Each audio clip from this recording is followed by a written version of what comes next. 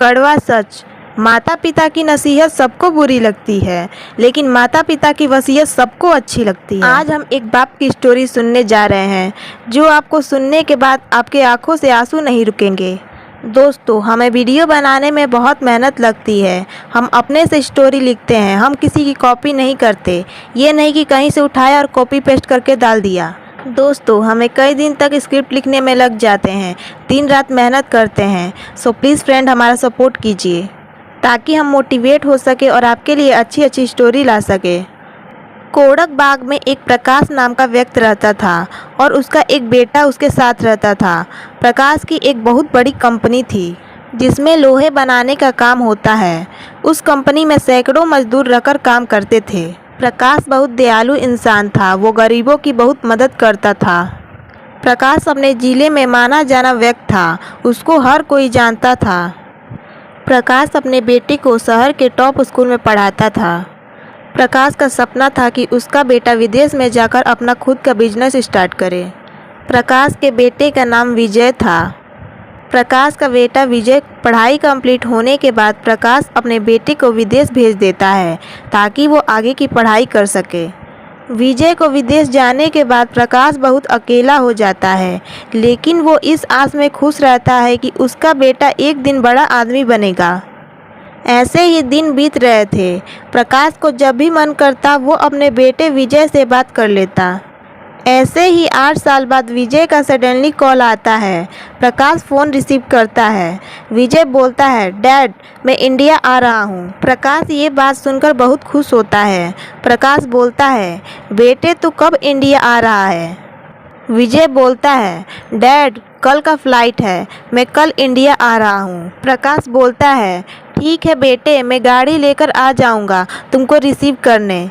विजय बोलता है, no thanks dad, मैं आ जाऊँगा, अब परेशान मत हो। प्रकाश, ठीक है बेटे, तुम अपना ख्याल रखना। बेटा, मैं तेरे लिए सारी फेवरेट डिशेस बनाऊँगा। विजय बोलता है, ठीक है डैड, मैं फ़ोन रखता हूँ। प्रकाश बोलता है अपने नौकरों से, जाओ विजय का कमरा अच्छे से सजा दो, कल मेरा बेटा विजय आ रहा है। प्रकाश बोलता है कि मैं विजय का सारा बचपन का खिलौना निकालकर सारा रूम सजा दूंगा। प्रकाश इतना खुश रहता है कि उसको रात भर नींद नहीं आती है। वह सुबह को इंतज़ार बेसब्री से करता है। अगले मॉर्निंग प्रकाश विजय के रूम में जाता है और उसकी सारी फेवरेट टॉय से घर को सजा देता है और रूम में बैठकर विजय के बचपन के सारे मोमेंट याद करने लगता है और प्रकाश के आँख में आंसू आ जाते हैं। प्रकाश सोचता है, इस बार विजय आ रहा है तो उसके लिए अच्छी सी लड़की देकर शादी कर देंगे। हाँ, आने दो विजय को, पहले शादी के बारे में पूछ लूँगा कि विजय शादी करना चाहता है या नहीं। प्रकाश ऑफिस जाता है। प्रकाश अपने कैबिन में बैठकर काम करता है, लेकिन उसको अपने बेटे का ख्याल आता है। वह बस शाम का इंतज़ार करता है कि कब शाम होगा और वो अपने बेटे से मिलेगा। ऐसे ही दोपहर के 4 बज जाते हैं। प्रकाश ऑफिस से जल्दी निकल जाता है क्योंकि उसको अपने बेटे से मिलने के लिए आस बहुत तेज़ी से बढ़ता जा रहा था। प्रकाश घर पहुंचता है। घर पहुंचकर अपने नौकरों से बोलता है, तुम लोग जाकर दूसरा काम करो, मैं अपने बेटे के लिए सारी पसंद की चीज़ें बनाऊंगा। प्रकाश अपने बेटे को याद करता रहता है और उसके पसंद की सारी चीज़ें बनाता है। ऐसे ही शाम के 7 बज जाते हैं। प्रकाश दरवाजे के पास कुर्सी लगाकर बैठ जाता है। कुछ देर बाद दरवाजे की घंटी बजती है। प्रकाश बहुत खुश होता है, उसको लगता है कि उसका बेटा आ गया। बहुत खुशी से दरवाज़ा खोलता है, देखता है कि सामने ऑफिस का आदमी खड़ा रहता है। प्रकाश बहुत दुखी हो जाता है। आदमी बोलता है, सर, कुछ फाइल सबमिट करना है तो प्लीज़ एक बार देख लीजिए। प्रकाश बोलता है, ठीक है, अंदर आ जाओ।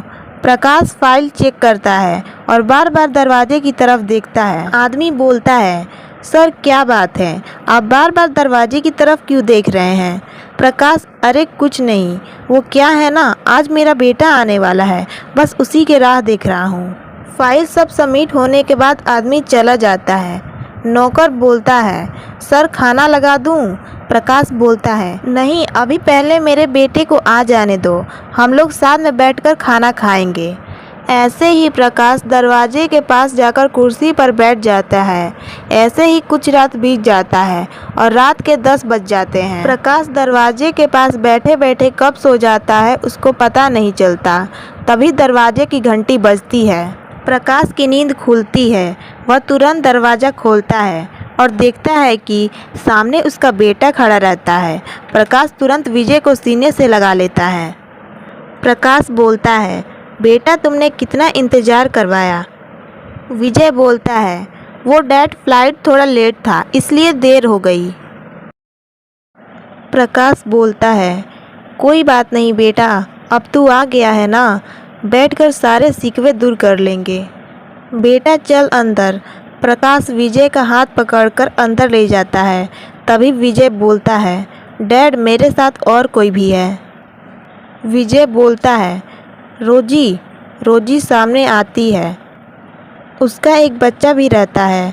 प्रकाश बोलता है, ये कौन है विजय? तभी विजय बोलता है, डैड ये मेरी वाइफ है। प्रकाश ये बात सुनकर उसके पैरों तले ज़मीन खिसक जाता है। तुमने शादी कर लिया और हमको बताया भी नहीं। विजय बोलता है, वो डैड जब मैं लंदन में था तो मैं बहुत बड़े प्रॉब्लम में फंस गया था। तब रोजी ने मेरी बहुत हेल्प की थी और रोजी का बहुत एहसान है मेरे पर। और डैड रोजी बहुत बड़े बिल्डर की बेटी है। और डैड रोजी बहुत अच्छी है, वह मुझको अपने बेटे जैसा प्यार करती है। प्रकाश बोलता है, बेटा जाने दो, अब तुमने तो शादी कर ही लिया है तो मैं अब क्या कर सकता हूँ। विजय बोलता है रोजी से, डैड के पैर छुओ। रोजी डैड के पैर छूती है। प्रकाश बोलता है, कमाल है बेटा, रोजी लंदन में रहती है और इसको हिंदी समझ आती है। विजय बोलता है, जी डैड वो क्या है ना, मैं लंदन में रोजी को थोड़ा बहुत हिंदी सिखा दिया हूँ। प्रकाश बोलता है, यह बहुत अच्छी बात है, कम से कम रोजी हमारे तौर तरीके तो समझेगी। प्रकाश तुरंत रोजी के बेटे को अपनी गोद में लेता है और अंदर चला जाता है। प्रकाश बोलता है, बेटे आज मैंने तुम्हारे पसंद के सारे डिशेस बनाए हैं। विजय बोलता है, डैड मुझे भूख नहीं है, मैंने फ़्लाइट में डिनर कर लिया था, मैं फ़्रेश होने जा रहा हूँ। रोजी बोलती है, डैड थैंक्स डिनर बनाने के लिए, लेकिन हमारा मन नहीं है। चलो विजय मैं बहुत थक चुकी हूँ। प्रकाश बोलता है, विजय बेटा थोड़ा सा तो खा ले, ये देख मैंने तेरे लिए सारी पसंद की चीज़ें बनाई है। विजय प्रकाश को इग्नोर करके चला जाता है। प्रकाश के आंखों में आंसू आ जाते हैं। वो बोलता है, बेटा थोड़ा सा तो खा ले। प्रकाश डाइनिंग टेबल पर बैठ जाता है और टेबल पे पड़ी सारी खाने को देखने लगता है। प्रकाश बोलता है, बेटा तुमने नहीं खाया तो मैं कैसे खाऊं? कितने प्यार से तेरे लिए खाना बनाया था अपने हाथों से। प्रकाश के आँख से आंसू गिरते रहते हैं। प्रकाश अपने बेटे के बचपन के बारे में सोचने लगता है कि मैंने कैसे अपनी गोद में झुलाया, अपनी अंगुली पकड़कर चलना सिखाया। प्रकाश अपने नौकर को बुलाता है और सारा खाने फेंकने को कहता है और अपने रूम में प्रकाश सोने चला जाता है। अगले मॉर्निंग प्रकाश अपने बेटे का इंतज़ार करता है डाइनिंग टेबल पर नाश्ते के लिए, लेकिन विजय नहीं आता क्योंकि वो अपने रूम में सोया रहता है। प्रकाश सोचता है कि विजय के उसके रूम में जगाऊं, लेकिन फिर सोचता है कि नहीं जाने दो, बच्चे इतनी दूर से सफ़र करके आए हैं, बहुत थक गए होंगे, चलो आराम करने दो। प्रकाश ऑफिस चला जाता है। सुबह के 10 बज जाते हैं। प्रकाश ऑफिस से कॉल करता है। नौकर फ़ोन उठाते हैं घर से। प्रकाश बोलता है, सुनो विजय ने नाश्ता कर लिया? नौकर ने बोला, नहीं साहब, विजय साहब तो अपने रूम से बाहर निकले ही नहीं। प्रकाश बोलता है, ठीक है, विजय जब जग जाएगा तो उसको नाश्ता करा देना। नौकर, जी साहब। प्रकाश बोलता है कि इतने टाइम हो गया और विजय अभी तक नहीं जगा, क्या लंदन में लोग इतने देर तक सोते हैं? शाम को प्रकाश घर आता है। विजय हॉल में बैठा रहता है। विजय बोलता है, hey dad good evening. Prakash बोलता है, गुड इवनिंग बेटा। बेटा Rosie good evening. Good evening dad. Prakash Vijay को बेटे को तुरंत गोद में उठाने वाला होता है। तभी रोजी बोलती है, डैड पहले आप अपना हैंड वॉश करके आओ, उसके बाद बेबी को लेना। प्रकाश बोलता है, कुछ नहीं होता बेटा, पता है तुमको, जब विजय छोटा था तब मैं सारा घर में घोड़ा बनकर अपने पीठ पे घुमाता था। विजय धूल मिट्टी लगाकर मेरे गोद में सो जाता था। रोजी बोलती है, डैड प्लीज़ आप अपना हैंड वॉश करो। विजय बोलता है, अरे डैड अगर रोजी बोल रही है तो आप अपना हैंड वॉश कर लो ना। प्रकाश बोलता है, ठीक है बेटा, अगर तुम बोल रहे हो तो मैं अपना हैंड धो लेता हूँ। कुछ देर बाद डाइनिंग टेबल पर सब साथ में खाना खाने बैठते हैं। प्रकाश बोलता है, बेटा अब तू आ गया है ना, तो लंदन तो नहीं जाएगा ना? तो मैं सोच रहा हूँ कि तुम कंपनी का सारा काम संभाल लो, क्योंकि अब मेरा उम्र हो गया है। कब तक अपनी जिम्मेदारी संभालूंगा? अब मैं फ्री हो जाना चाहता हूँ। अब मैं घर पर रहना चाहता हूँ और पोते के साथ खेलना चाहता हूँ। विजय बोलता है, सो डैड जैसी आपकी मर्जी, आप कहे तो कल से ही सारी कंपनी का काम संभाल लेता हूँ। प्रकाश बोलता है, ये तो बहुत अच्छी बात है, तुम जितनी जल्दी ऑफिस जाने लगोगे उतनी जल्दी मुझे काम से छुटकारा मिलेगा। विजय बोलता है, ओके डैड, अब मैं सोने जा रहा हूँ। खाना बहुत अच्छा था, गुड नाइट डैड। प्रकाश बोलता है, गुड नाइट बेटे। रोजी भी गुड नाइट कहकर चली जाती है। प्रकाश भी सोने चला जाता है। अगले मॉर्निंग प्रकाश तैयार होता है ऑफिस जाने के लिए। तभी देखता है विजय आता है सूट बूट पहनकर और प्रकाश के सामने आकर खड़ा हो जाता है। प्रकाश बोलता है, विजय बेटा इतनी सुबह तैयार होकर कहाँ जा रहे हो? विजय बोलता है, डैड कंपनी जा रहा हूँ, मैंने कल बोला तो था ना ऑफिस जाने के लिए। अरे हाँ विजय बेटा, तुमने कहा तो था, मुझे लगा कि तुम मजाक कर रहे हो। विजय बोलता है, डैड मैं मजाक नहीं कर रहा था, मैं सीरियस बोल रहा था। Okay bye dad. अरे विजय रुक, मैं भी चलता हूँ। विजय बोलता है, डैड आप घर पर रहो, आराम करो, मैं कंपनी का काम देख लूँगा। प्रकाश बेटे मैं तुम्हारे साथ चलता हूँ, मैं तुमको कंपनी का सारा काम समझा दूँगा। विजय बोलता है, डैड आप चिंता मत करो, मैं सब देख लूँगा। अच्छा मैं चलता हूँ, बाय डैड। विजय चला जाता है। प्रकाश बोलता है, चलो विजय अपना कर्तव्य समझने लगा है, अब मैं एकदम टेंशन से मुक्त हो गया हूँ, अब मैं अपने पोते के साथ खूब खेलूँगा। प्रकाश बोलता है, रोजी रोजी बेटा मेरे पोते को लाओ, मैं उसको अपने गोद में खिलाऊँगा। रोजी अपने बेटे को ले आती है। प्रकाश बोलता है, रोजी बेटा अब मैं ऑफिस नहीं जाऊँगा, अब मैं अपने पोते के साथ खूब खेलूँगा। रोजी बोलती है, डैड ध्यान से, कहीं बाबू को डस्ट न लग जाए। प्रकाश बोलता है, बेटा तू चिंता मत कर, मैं अभी अपने हैंड वॉश करके लेता हूँ। रोजी चली जाती है। प्रकाश अपने पोते के साथ खेलता है, खूब लाड प्यार करता है अपने पोते के साथ। पोता बहुत खुश रहता है अपने दादाजी के साथ। कुछ देर बाद बेबी रोने लगता है। प्रकाश बोलता है, रोजी रोजी बेटा मुन्ना भूखा है, इसको कुछ खिला दो। लेकिन रोजी नहीं सुनती। कई बार आवाज़ देने के बाद रोजी कोई रिप्लाई नहीं देती। प्रकाश बेबी को गोद में उठाता है और रोजी के कमरे में जाता है। कमरे में प्रकाश देखता है कि रोजी आराम से सो रही है। प्रकाश बोलता है, रोजी बेटा बेबी बहुत भूखा है, इसको खिला दो। रोजी उठती है और बोलती है, डैड यहाँ पर बोतल रखा है, बाबू को मिल्क बनाकर पिला दीजिए। ठीक है बेटा तू आराम कर, मैं बेबी को दूध पिला देता हूँ। प्रकाश बोतल ले जाता है और दूध बनाकर बेबी को पिला देता है। बेबी दूध पीकर सो जाता है। प्रकाश अपने कमरे में ले जाकर बेबी को सुला देता है। प्रकाश भी कमरे में सो जाता है बेबी के साथ। ऐसे ही शाम हो जाती है। रोजी आती है और बेबी को उठाकर अपने कमरे में ले जाती है। थोड़ी देर बाद प्रकाश की नींद खुलती है। प्रकाश देखता है कि बेबी उसके पास नहीं है। प्रकाश सोचता है शायद रोजी अपने कमरे में ले गई होगी। शाम को विजय घर आता है और सोफे पर बैठ जाता है और आवाज़ लगाने लगता है, एक गिलास पानी लाओ।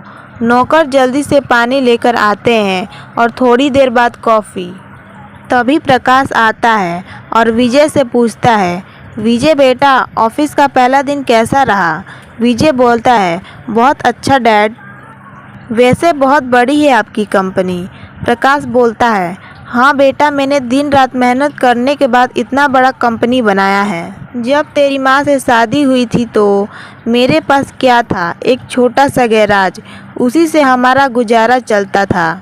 आज मेरी कड़ी मेहनत के बाद मैंने इतनी बड़ी कंपनी का मालिक हूँ और अपने शहर में जाना माना हस्ती कहलाता हूँ। अच्छा डैड, आपको एक दिन में कितना प्रॉफिट हो जाता है?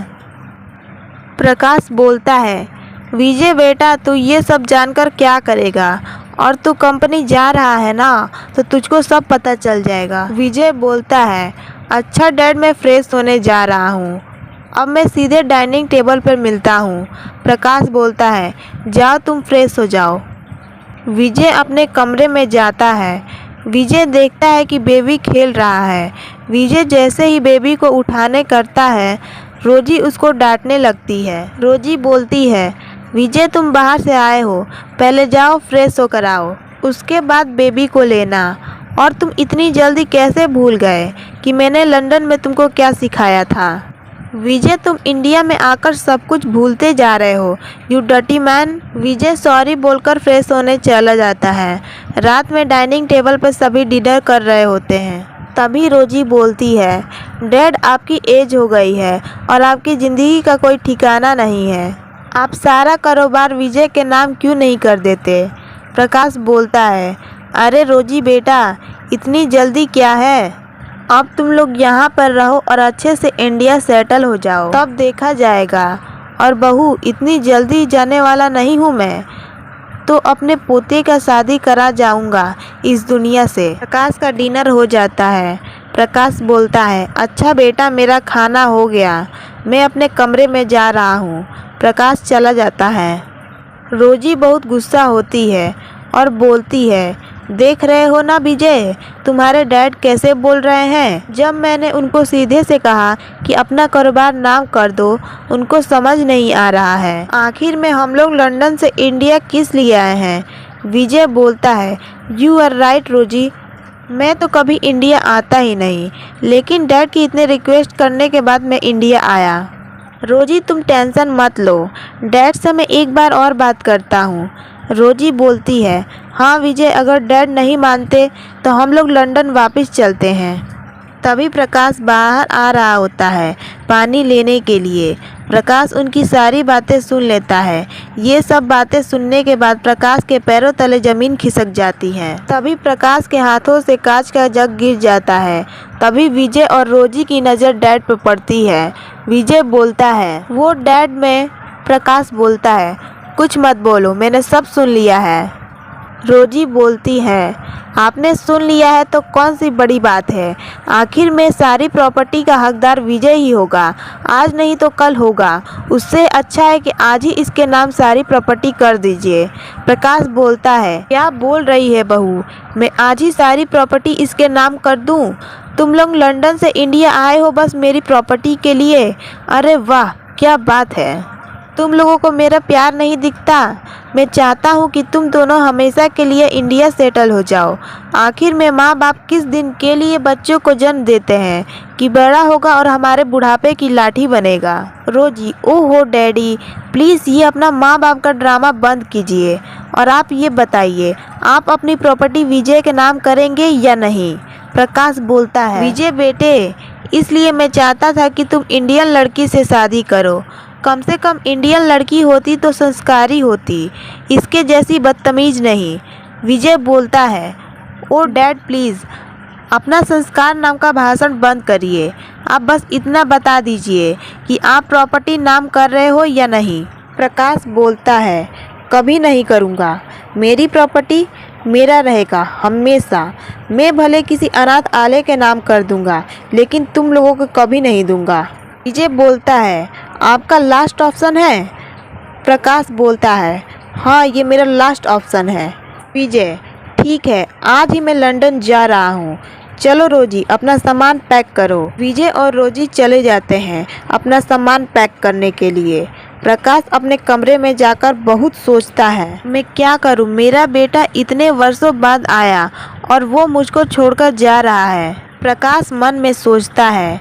परिवार को जन्म देने वाला पिता अपने पौधे को सींचता है।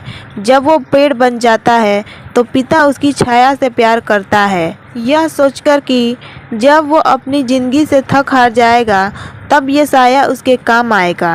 लेकिन बच्चे जब बड़े हो जाते हैं और जब बगल में बीवी आ जाती है तब माँ बाप बोझ लगने लगते हैं।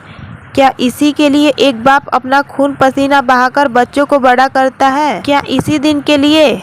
वाह रे जमाना। प्रकाश के आंख से आंसू गिर रहे थे। बाद में प्रकाश डिसाइड करता है कि मैं अपने बेटे को खोना नहीं चाहता हूँ। उसकी खुशी के लिए मैं सारी प्रॉपर्टी विजय के नाम कर दूंगा। यह मेरा फैसला है। मैं विजय को अभी बताता हूँ। विजय सुनकर बहुत खुश होगा। मैं अभी विजय को बताता हूँ। विजय अपने कमरे से निकलकर जा रहा होता है। प्रकाश तभी चिल्लाते हुए आता है, विजय बेटा मेरी बात सुनो। तभी रोजी बोलती है, इनकी कोई बात सुनने की ज़रूरत नहीं है, चलो यहाँ से। विजय बाहर जाकर गाड़ी में बैठ जाता है। प्रकाश दौड़कर सीढ़ियों से आता है। प्रकाश बोलता है, विजय बेटा रुक जा, मेरी बात तो सुन ले। अभी प्रकाश का पैर सीढ़ियों से फिसलता है और इतनी बड़ी सीढ़ियों से गिर जाता है। प्रकाश के सर में बहुत जोर से चोट लगती है और उसके सर से ब्लड आने लगता है। तभी प्रकाश यही बोलता है, विजय रुक बेटा।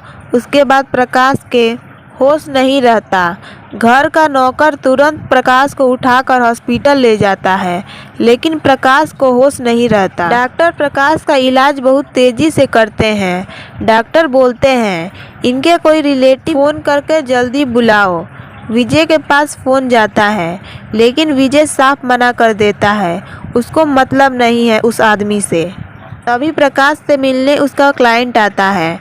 वो प्रकाश के पास रहता है और प्रकाश की खूब सेवा करता है। एक हफ्ते बाद प्रकाश को होश आता है। प्रकाश होश में आते ही यही बोलता है, विजय बेटा मत जा। तुरंत डॉक्टर को बुलाता है। डॉक्टर प्रकाश को आकर देखते हैं। डॉक्टर बोलता है, ये विजय कौन है? ये किसका नाम है जो बार बार पुकार रहे हैं? क्लाइंट बताता है, विजय इनका बेटा है, वह कल लंदन चला गया। डॉक्टर बोलता है, तो आप उनको फ़ोन करके बुलाइए। क्लाइंट बोलता है, डॉक्टर वो क्या है ना कि इनके और इनके बेटे में थोड़ा प्रॉब्लम चल रहा है। डॉक्टर बोलते हैं, ओहो ये आजकल के बच्चे अपने माँ बाप को कुछ नहीं समझते। ऐसे सिचुएशन में विजय को यहाँ पर रहना चाहिए। खैर मैं इनका इलाज कंटिन्यू रख रहा हूँ, आगे देखता हूँ क्या होता है। आप बस इनको इतना सांत्वना दें कि इनका बेटा एक हफ्ते में आ जाएगा और ये किसी प्रकार का टेंशन ना ले। 10 दिन हॉस्पिटल में रहने के बाद प्रकाश के हालत में कुछ सुधार होता है। डॉक्टर बोलते हैं, ये अब पहले से ठीक है, अगर आप चाहते हैं तो इनको घर ले जा सकते हैं। क्लाइंट डॉक्टर को थैंक्स बोलता है और प्रकाश को घर ले जाता है। प्रकाश घर जाकर अपने बेटे को कॉल करता है। विजय फ़ोन रिसीव करता है। प्रकाश बोलता है, विजय बेटा घर आ जा, तुझको पता है ना कि मेरी हालत ख़राब है। विजय बोलता है, सॉरी डैड, मैं नहीं आ सकता और मेरे को आपसे कोई मतलब नहीं है।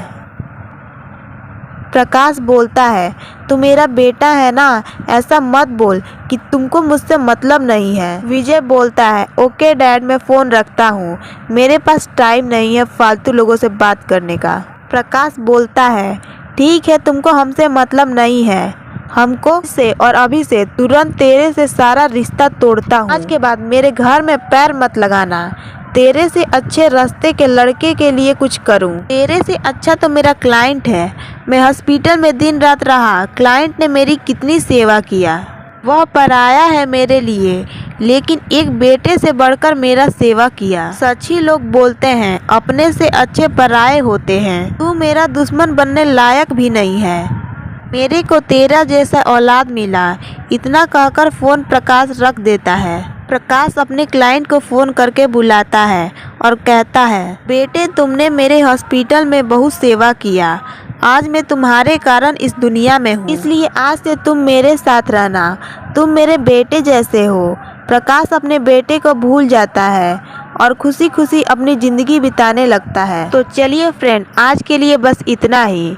अगर आप इस वीडियो का पार्ट 2 देखना चाहते हैं तो इस वीडियो पर 100 लाइक करवा दीजिए। उसके बाद हम इसका पार्ट 2 बनाएंगे। हमें स्क्रिप्ट लिखने में और वीडियो बनाने में बहुत मेहनत लगी है। अगर आपको सच्चे टैलेंट की कदर है तो हमारे चैनल को सब्सक्राइब ज़रूर करिएगा।